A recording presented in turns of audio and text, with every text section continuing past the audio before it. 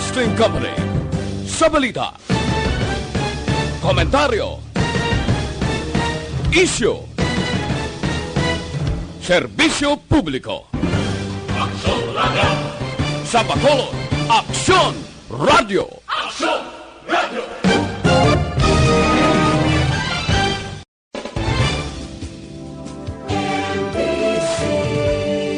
Manila Broadcasting Company.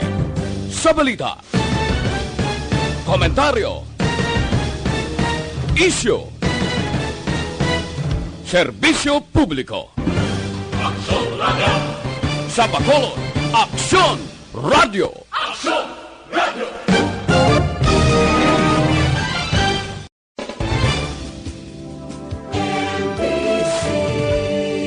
Manila Broadcasting Company. Sa balita, komentaryo, isyu,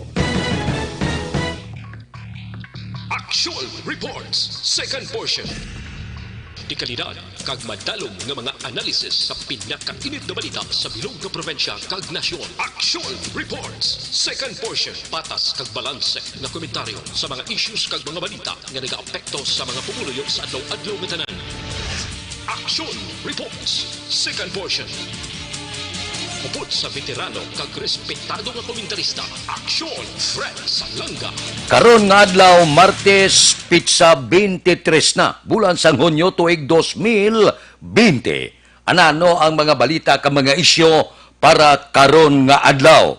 Entrada na ang Vice Presidente nga si Leni Robredo sa karon ginahuluhambalan kon bala buksan gid ang klase sa Agosto 24. Ang Vice Presidente nagsuporta sa pila ka mga panawagan sang mga manunudlo nga pwede ipaisol ang Agosto 24 nga pagbukas sang klase. Apang nagapasugot man nga tugtan ang face-to-face nga klase sa mga area nga hindi apektado sang coronavirus. Anano ang panindugan sang Vice Presidente? Ang panindugan sang Vice Presidente bangod man mismo ang pila ka mga manunudlo nga nagapakig-angot sa iya kag iya ginapakig-angutan nga nagpalayag nga hindi pag-ipilit kag idusogid ang kung Agosto 24 kung hindi pa preparado ang tanan. Hindi pag-i-insist ang DepEd kung hindi pa preparado pati ang mga manunudlo. Amo ini ang karon palayag sa Vice Presidente. Nya kung hindi pa ready ang mga manunudlo nga ang hindi naton pagpaisulon sa bulan sang Setyembre o kon Oktubre o kon Nobyembre man, basta ang tanan nga manunudlo magpalayag nga ready na sila, handa na sila sa pagbukas sang klase. Nyati kabudlay gid nga piliton tagid nga buksan ang klase nga hindi pa man preparado. Kagti karon lang tawabla pagbukas sang klase enrollment gamay kayo ang nagpa-enroll madamo sa mga ginikanan nga hindi konforme nga buksan gilayon ang klase bangod ka delikado sang COVID-19. Amo ini ang palayag sang Vice Presidente. So depende ini kon ano gid kay man ang laye nagasiling nga dapat hindi maglapas sa katapusan nga semana sa Agosto ang pagbukas sa klase. So, nasandig sa laye ang pagbukas sa klase sa bulan sa Agosto. Pero kung hindi pagidman preparado, katulad sining palayag sa pila ka mga manunudlo, nga i-insister ginaton, nga apiliton ginaton, ang pagbalik klase, nga dalion ginaton, kag kamul-kamulon kung hindi pa preparado ang tanan.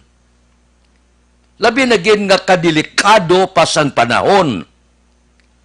Madamo sa ginikanan nga hindi kumpurme nga pabalikon ila kabataan, bangod sining kadelikado sang COVID-19 subong, Kag hindi nato hagad pilit gid nga buksan gilayon ang klase kay hindi kita luyag nga ining paggaganagan sa COVID-19 labi na gid diri sa Bacolod kag probinsya sa Negros Occidental magdugang pagid kag mag second wave kita. Kung pananglitan panugutan ta temprano ang pagbukas ng klase. Hindi ta ini pagdalian. Ang edukasyon importante, pero mas importante ang kabuhi sang tao. Anano ang tindog sini sang Malacañang sa palayag sang Vice Presidente. Ibalik ko ina pagkatapos sang mga ini. Good morning.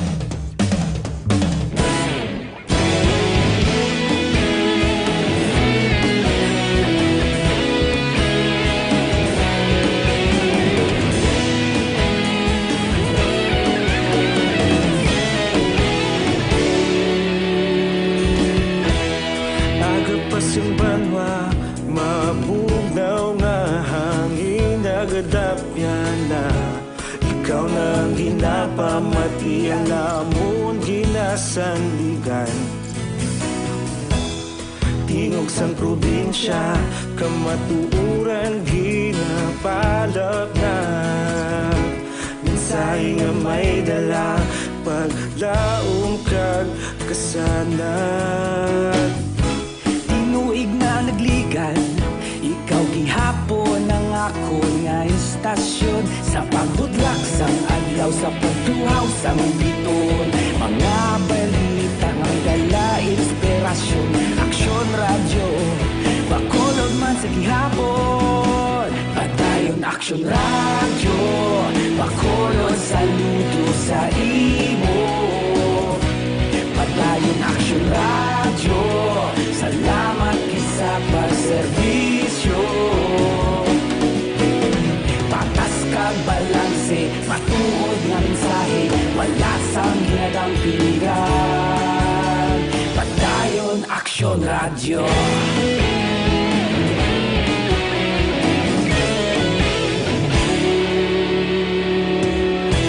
Bacolod nun kag Negrosanon, inyong pamatian. Stasyon nga nagapalaplag sang kamatuoran. Mabakod nga prinsipyo, reporter handa sa serbisyo. Kahapon, karon kag sa gihapon, kita magapadayon. Tinuig na nagligan, ikaw gihapon ang ako nga istasyon sa pagbutlak sang adlaw sa pagtuhaw sang biton. Mga balita na may dala inspirasyon, aksyon radyo, Bacolod man sa gihapon. Padayon aksyon radyo, Bacolod saludo sa imo. Padayon aksyon radyo, salamat kit sa pagserbisyo. Patas kag balanse, matuod nga mensahe, wala sang ginadang piligan. Padayon aksyon radyo. Una sa balita, una sa aksyon, sa Bacolod Aksyon Radio. Una sa balita, una sa aksyon, sa Bacolod Aksyon Radio. Ikaulog na na'y sabisan ano nga kalintangan. Responsable nga pagbalita, pagdayon nga ipalaknan. Malasig pero sigurado, aksyon nga may dala pagpalanggan.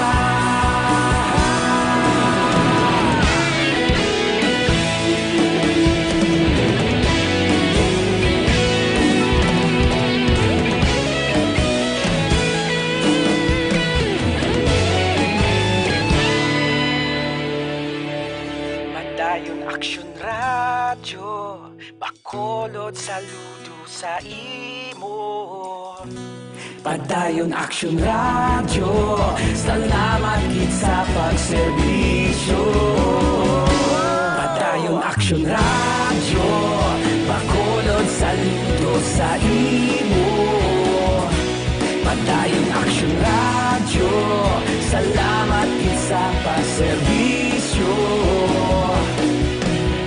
Patas kag balanse, matuod nga mensahe, wala sang ginagampikan.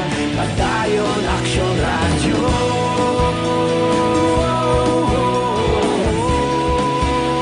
Padayon Aksyon Radio.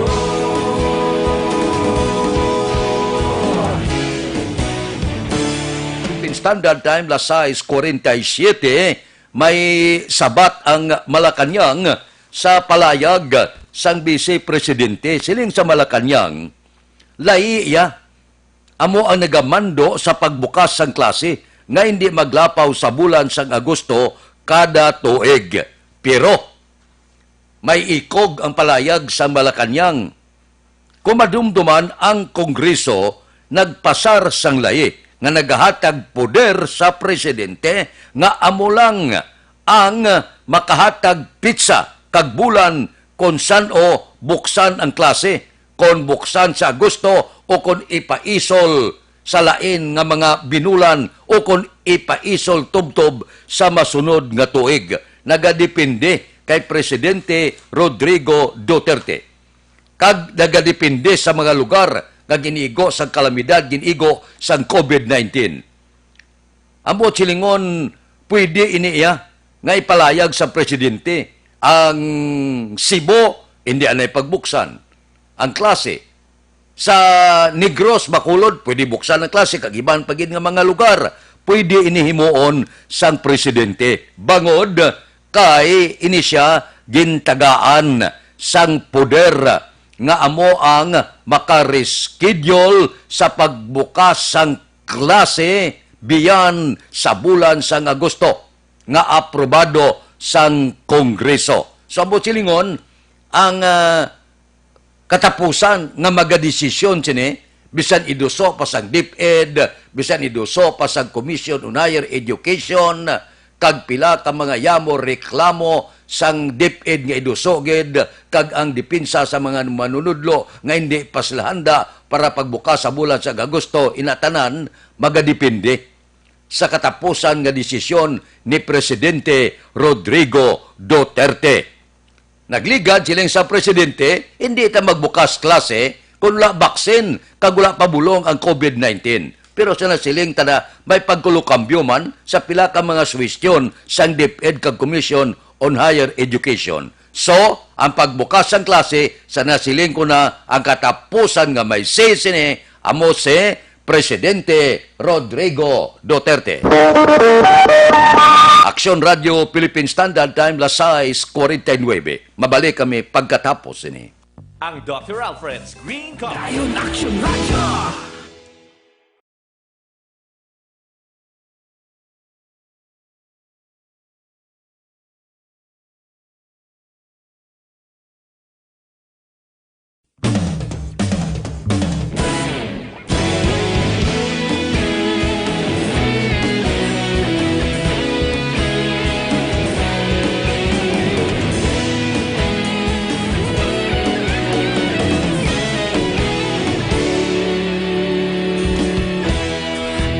Simbanwa, mabugnaw nga hangin nagadapyan na.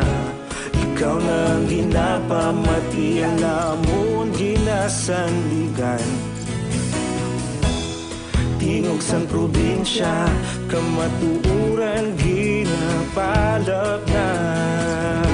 Minsay nga may dala, paglaong kag kasanat. Tinuig na nagligan, ikaw gihapon ang ako nga istasyon. Sa pagbudlak sang adlaw, sa pagtuhaw sang biton. Mga balita nga dala inspirasyon. Aksyon Radio, Bacolod man sa gihapon. Padayon Aksyon Radio, Bacolod saludo sa imo. Padayon Aksyon Radio, salamat kisa pagserbisyo. Patas kag balanse, matuod nga mensahe, wala sang ginagampigan. Padayon Aksyon Radio.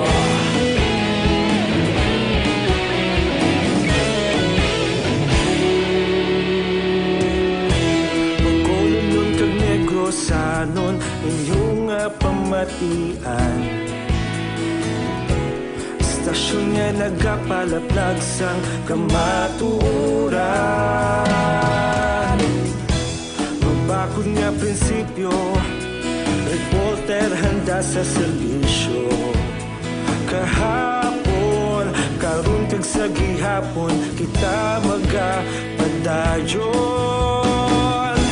Tinuig na nagligan, ikaw gihapon ang akon nga istasyon. Sa pagbutlak sang adlaw, sa pagtuhaw sang bituon, mga balita na may dala inspirasyon. Aksyon radyo, Bacolod man sa gihapon. Madayon Aksyon radyo, Bacolod saludo sa imo. Padayon Aksyon radyo, salamat kit sa pagserbisyo. Patas kag balanse, matuod nga mensahe, wala sang ginadampigan. Padayon Aksyon radyo. Una sa balita, una sa aksyon, sa Bacolod Aksyon Radio. Una sa balita, una sa aksyon, sa Bacolod Aksyon Radio. Ikaulog na ngay, sa bisan anong nagkalintangan. Responsable nga pagbalita, pagdayon nga ipalaknan. Malasig pero sigurado, aksyon nga may dala pagpalanggan.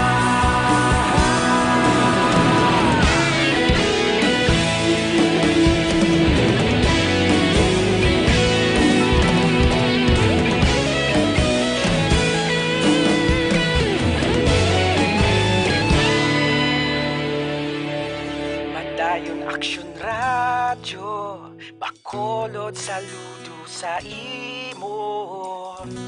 Padayon Aksyon radyo, salamat kit sa pagserbisyo.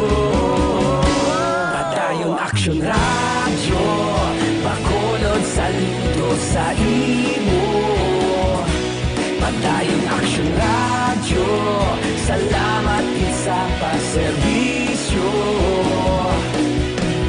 Patas kag balanse, matuod nga mensahe, wala sang ginadampigan.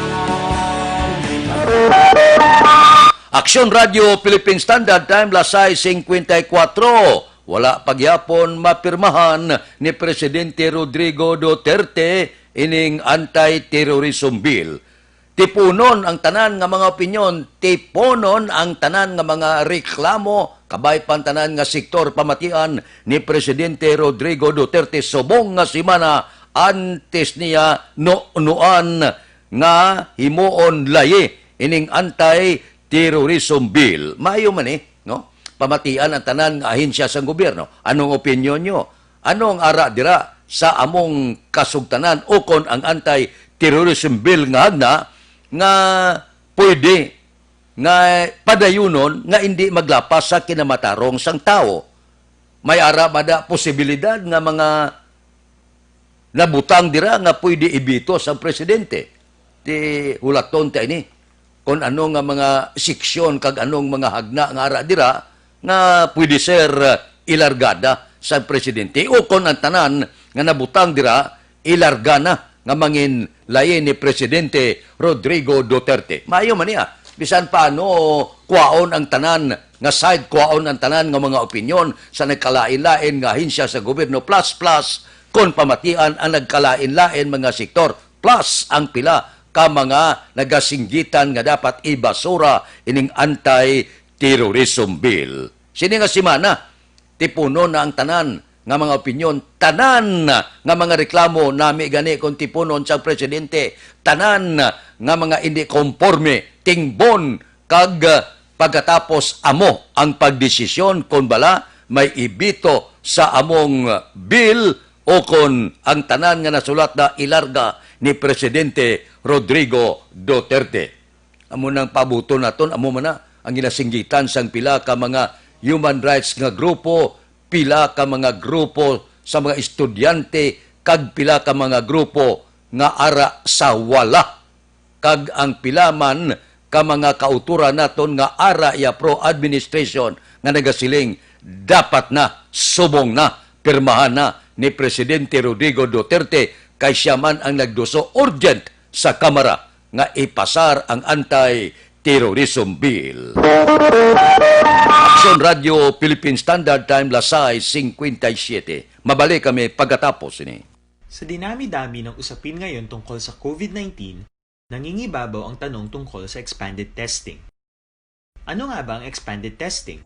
Bago natin sagutin ito, mahalaga munang malaman natin kung ano ang confirmatory test para sa sakit na COVID-19. Ang reverse transcription polymerase chain reaction o RT-PCR ay isang laboratory test na tumutukoy sa mismong virus sa loob ng tao. Ang RT-PCR ang siya lamang test na ginagamit upang makonfirm ang sakit na ito. Kaya nitong alamin kung may virus na sa katawan ng isang tao bago pa man lumabas ang sintomas. Kaya naman sa ating expanded testing, RT-PCR ang ginagamit natin ngayon. Hindi ito katulad ng Rapid Antibody-Based Tests o RATs na tumutukoy lamang ng antibodies sa katawan. Sino-sino ang kabilang sa expanded testing? Sa expanded testing, ang mga sumusunod na mga tao na may history of travel sa isang lugar na may COVID-19 o nakisalamuha sa taong may COVID-19 ay sasailalim sa RT-PCR test. Una, mga pasyenteng may malubha at kritikal na kalagayan. Ikalawa, mga pasyenteng may edad 60 pataas, pasyenteng mayroong ibang sakit, o mga pasyenteng may maselang pagbubuntis. Ikatlo, mga pasyenteng may bahagyang sintomas. At ikaapat, iba pa nating kababayan at mga healthcare workers na walang sintomas ngunit may travel history o contact. Mayroon na tayong mga laboratorio na kayang gumawa ng RT-PCR sa Luzon, Visayas at Mindanao.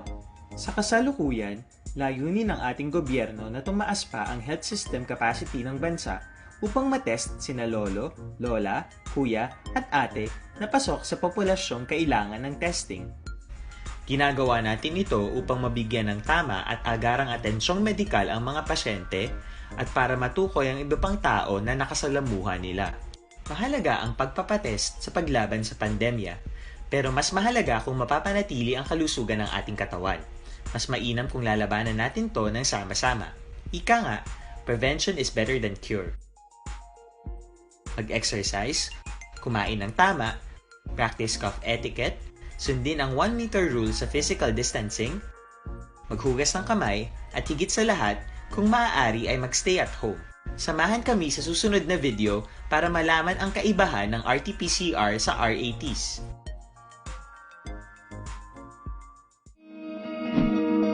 Para labanan ang banta ng COVID-19 sa ating bansa, mahalaga ang kooperasyon ng bawat isa. Ang pananatili sa loob ng bahay ay isa sa pinakasimple pero pinaka-epektibong paraan para hindi kumalat ang virus. Kunwari, ikaw ang tuldok na ito. Malusog ka at malakas. Lumabas ka ng bahay. Ang hindi mo alam, may nakasalamuha ka ng may COVID-19. Tandaan, mahirap malaman kung sino ang may virus, pero madali itong maipasa sa iba. Pwedeng naipasa na pala niya ang virus sa iyo nung umubo siya o bumahin. Aksyon Radio Philippine Standard Time, pangot kita sa takna las 7. Importante na yung nga paaksyon, ginapaksyonan ng tanan nga himata, kabyanan, kagkakilala ni Lourdes Frac Moises, nga siya nagtaliwan sa edad nga 76 anyos, ang yalubong sa Hunyo 28, alas 9:30 sang aga sa Roman Catholic Cemetery, Isabela, Negros Occidental. Ang nagapaksyon sini pamilya Moises sa Banwasang Isabela. Standby na sa aton Aksyon Balita Morning Edition. Liwat magadulong sa aton sa mga balita lokal, national, international, sports, kag artista. Upod kita kay Aksyon Boy Duran, kag Aksyon Dorel Cabato, Aksyon Fred Salanga. Una sa balita, una sa aksyon, sa Bacolod, Aksyon Radio.